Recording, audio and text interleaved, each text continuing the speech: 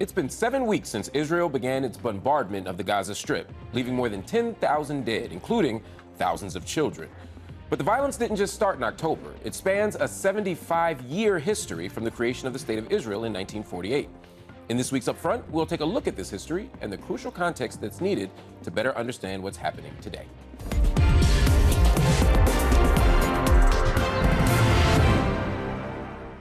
The State of Israel was established in 1948 when at least 750,000 Palestinians were forced from their homes, many of them by Zionist militias, in what became known as the Nakba, or catastrophe.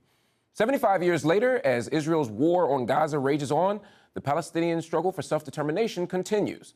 So how does this history inform the current moment? To answer that question, we'll speak to Mustafa Barghouti. He is co-founder of the Palestinian National Initiative, a political party in the occupied West Bank, a party that is not affiliated with neither Fatah nor Hamas.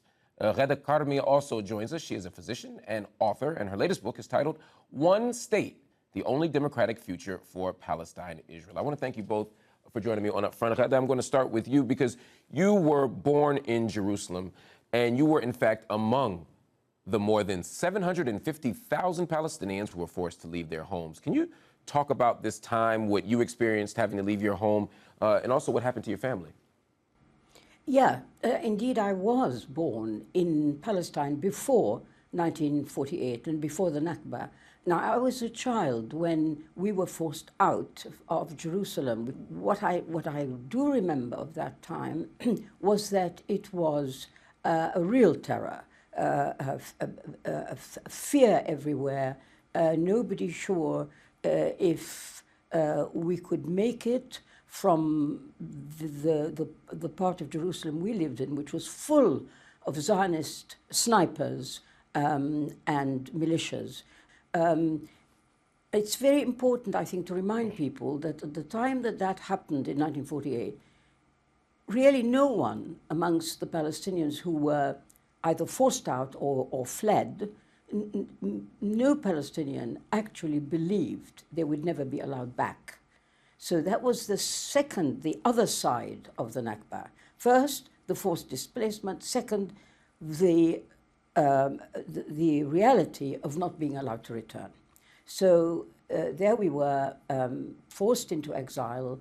And in our case, my family, you could say, was a bit luckier than most. We didn't end up in a refugee camp.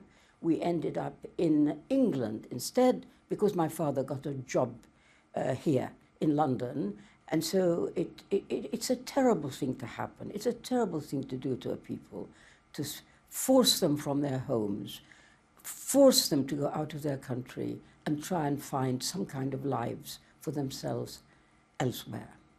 I always remember my mother would say to us, when it became clear we had to buy some stuff for the house, like a fridge or get some proper heating in, my mother would say, no, we're not staying. And this idea remained prevalent for, I would say, maybe up to 5 years before it finally sank in that nobody was coming to the rescue and we were not going to be allowed to go home. Mustafa, it's now been 75 years since the creation of Israel, 75 years that Palestinians have been living in exile, holding on to keys of their former homes, like the one you symbolically have on your jacket lapel, and 75 years of failed negotiations. Israel continues to build settlements in the West Bank while blockading and now bombarding Gaza. Looking at the history of this occupation, Mustafa, has anything changed? Yeah, things changed to the worse. I never thought in my whole life that I didn't live the period of the Nakba, but of course I knew everything about it. But I never thought in my whole life that we will see another Nakba again, or that people will be forced to be ethnically cleansed one more time. I thought we live now in a more civilized world, that there is a prevalence of international law, and we've been receiving all this information from the West about the respect of human rights and democracy and all of the rest. And we believed that. But I must admit it was wrong, because the reality today is that another ethnic cleansing is taking place in Gaza. Another act of Nakba, another catastrophe. We are attacked by the most advanced tanks of the West, and the disaster is horrifying. 1,200 families have been erased from the civil record completely. You're talking about no less than 15,000 people killed up till now, including almost 7,000 children, and more than 30,000 people injured. That's about 2% of the total population of Gaza. If that has happened in a country like the United States, you would be talking about 6 million people injured or killed in less than 6 weeks. So yes, and life under occupation has been horrible, because in 1967, as you know, Israel occupied West Bank and Gaza. And since then, we've been living under the most terrible occupation. All my adult life, I spent it under Israeli occupation. My father lived under occupation. I am living under occupation. My daughter is living under occupation. It's one generation after the other, deprived of our rights, deprived of our basic human rights. And it goes on and even getting worse, because now people in the West Bank are so frightened that we could see also acts of ethnic cleansing here, since the settlers, who are now 750,000 people in the West Bank, armed, and already terrorizing Palestinians, evicting up till this moment 35 communities from their land in the West Bank. So you can imagine the level of fear and worry that people have, that it's not just occupation, but also another potential for another catastrophe, another Nakba, another ethnic cleansing. Ghada, the state of Israel was pushed forward by the Zionist movement, which emerged in the late 1800s and evolved to become a nation-building project in Palestine with, of course, the support of European countries.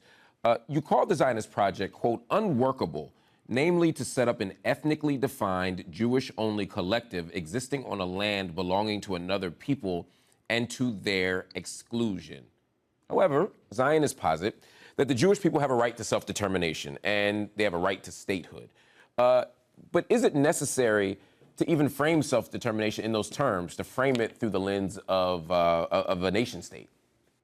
Well, look, the only reason that Israel exists, number one, and is maintained to this day, number two, is entirely to do with Western support. If you think about it, the aim was to take somebody else's country, expel those people, thus creating a space for a new set of people who were Jews coming from different parts of the world, and declare that place a state for Jews, these immigrants that are coming, foreigners that are coming from all over the world, in a way in which the only way that a state like that could have been created was by violence. Now, that violence and the expulsions it necessitated was going to make enemies immediately of the whole region.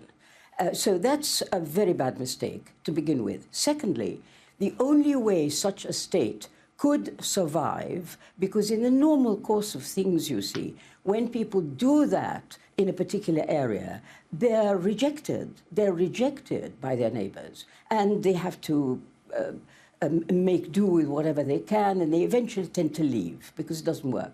The only way that Israel works is with in unstinting and persistent outside support. Allow me to push back for a moment, Ghada, because what the Zionist argument would be is two things. One, that they were already vulnerable globally as a minority. They have been subjected to pogroms, they've been subjected to violence, and so they had to develop a state for safety, and they needed the support of the West in order to make that happen.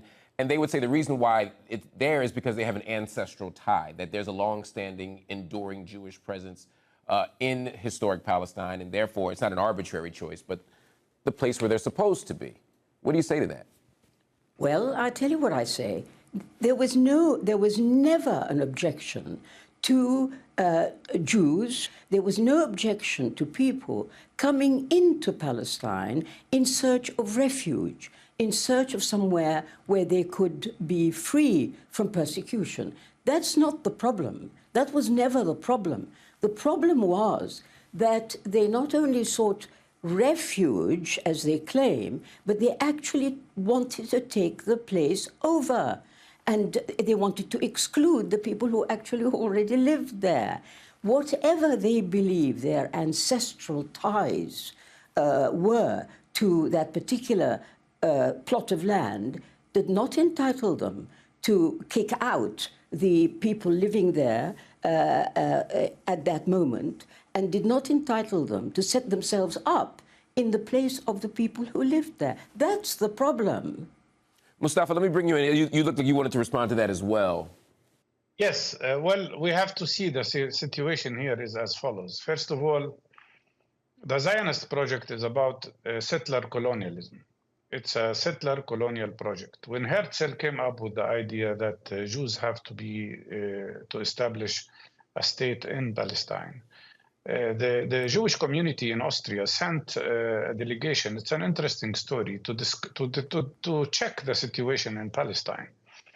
And they came back. He sent two people, and when they came back, they told him something very interesting. They said, you know, the bride is beautiful, but she's already married, meaning there are people already there.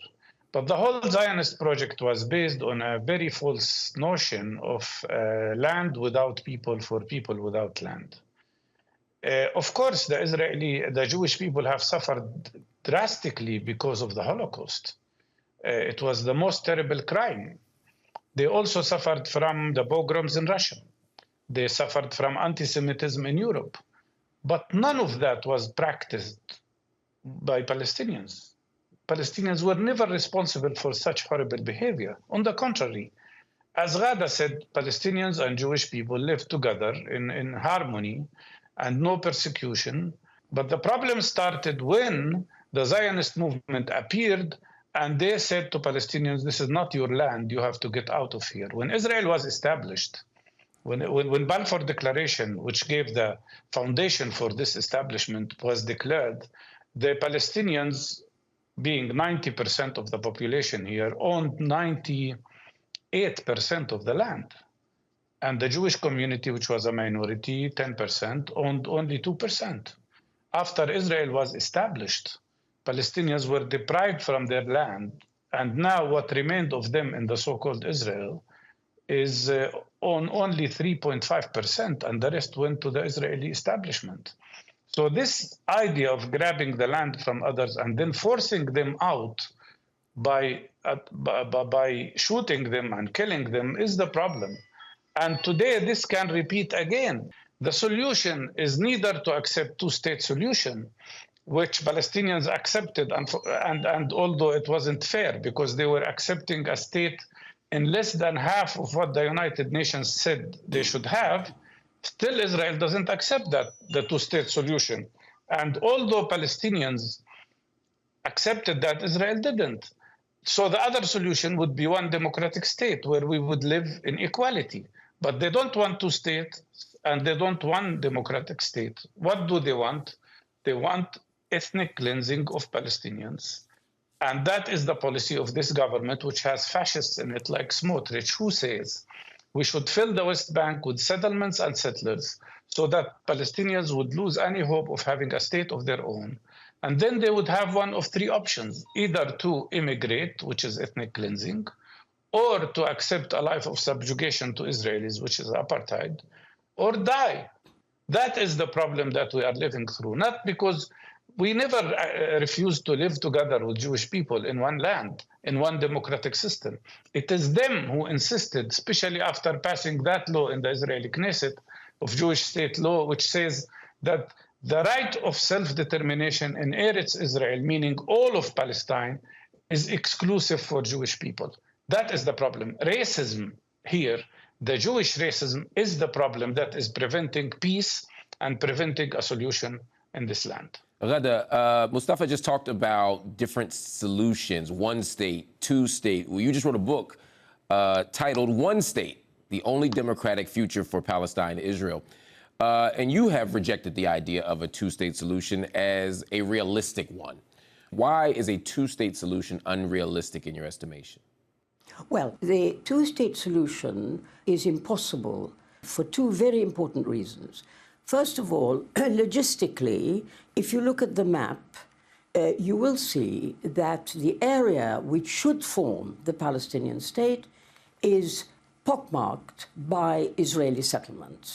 Until and unless Western states or those people who support the two-state solution come forward and say those settlements will be removed, therefore releasing a viable territory for the Palestinian state, unless that happens, we cannot talk about a Palestinian state because there's no territory on which to place it.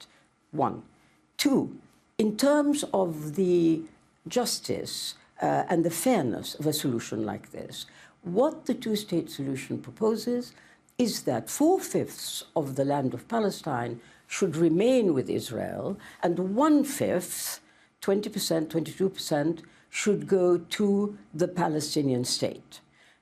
Now, the Palestinian people, as Mustafa quite rightly points out, are already in the area between the sea, the river and the sea, are already in a majority, 7.5 million as opposed to 7 million.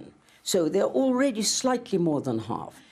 There are other Palestinians, people like me in exile, 5 to 6 million Palestinian refugees living in UN camps.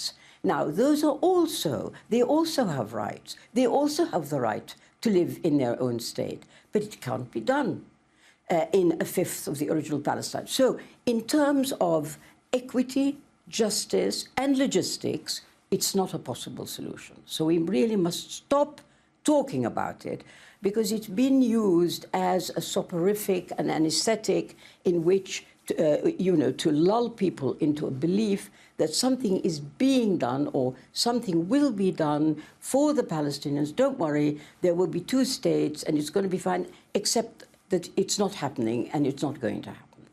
Therefore, where are we going with this? That was the question in my book. What's the end of this? The end of it, it seems to me, to be very clear. We've got two communities living in that area between the river and the sea. The Jewish Israelis, Palestinian Arabs.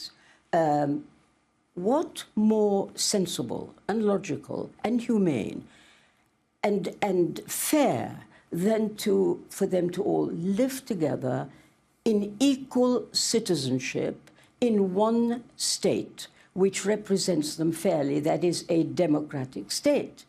In a state like that, all the Palestinians who were expelled due to the creation of Israel and who live in camps. But Ghada, is that not a political is that not a political non-starter as well?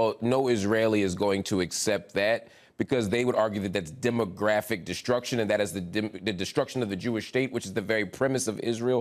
Is that a political non-starter as a practical matter? Of course you'd say that. Of course you'd say that. Everybody would say that.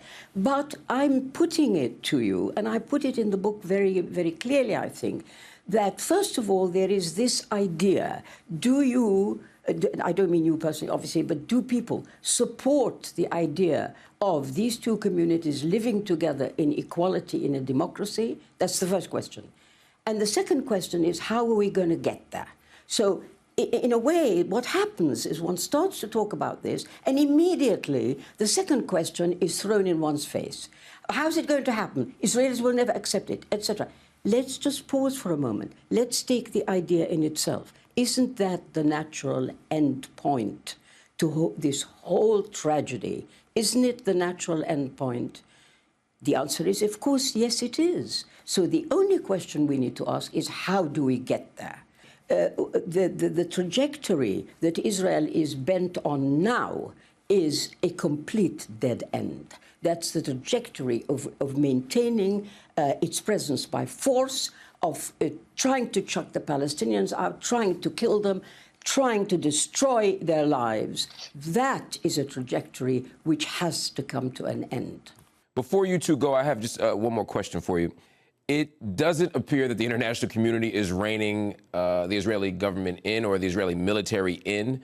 What will happen if Israel is successful in its attempt to completely destroy Hamas?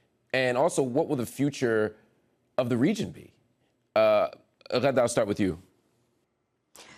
Look, first of all, there's an assumption there, which I don't think we're entitled to make, which is that Israel might destroy Hamas. Now, I'm not saying that for any partisan reason at all. I'm afraid the record so far is not encouraging for Israel in terms of its victory over Hamas. However, but still, the question remains.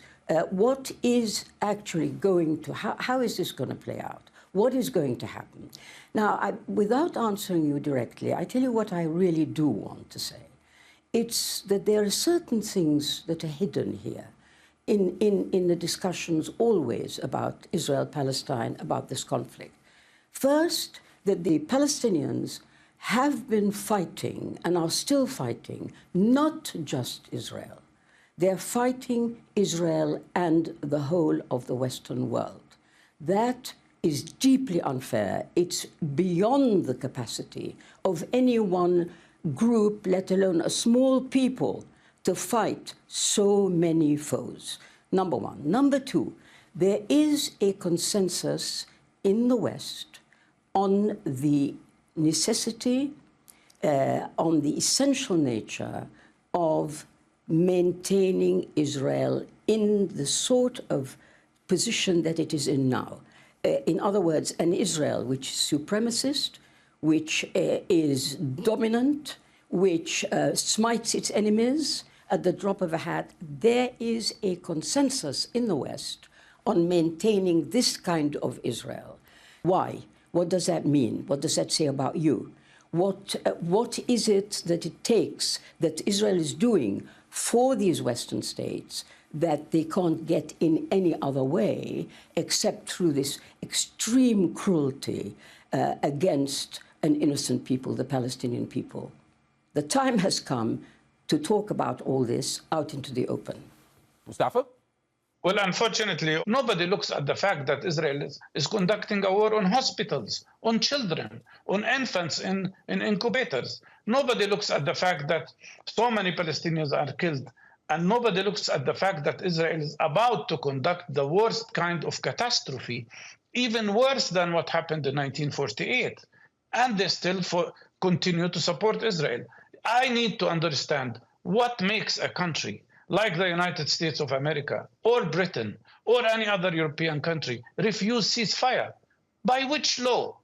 And let me tell you, I came to the conclusion that those people, this criminal mind, that mindset that allowed the Holocaust against Jewish people, the most horrible crime against Jewish people, the same mindset that allowed persecution of Jewish people in a form of anti-Semitism because they were weak. It's the same set of mind, the same mindset that is allowing now a catastrophe and another Holocaust for the Palestinians. It's the same kind of thinking, and that should not be allowed. And that has to stop. That has to stop. And the way to achieve that is immediate ceasefire today in Gaza, immediate stopping of these Israeli settlers from committing their crimes against Palestinians in the West Bank, and facing Israel with reality. I agree with what Ghada said. You want two-state solution, you have to take out all the settlers from the West Bank. Otherwise, there cannot be a solution. Cannot be two-state solution. You don't want two-state solution, let's have one-state solution. But to think that we, the Palestinians, will ever accept to be immigrants again, to live another catastrophe again, or live under a system of oppression and apartheid and be slaves of occupation and apartheid, this will never happen. We will never accept to stop struggling for our freedom, for our dignity, and for our rights. All right, that's all we have time for. Mustafa, Ghada, thank you both so much for joining me. Everyone, that is our show. Up Front, we'll be back next week.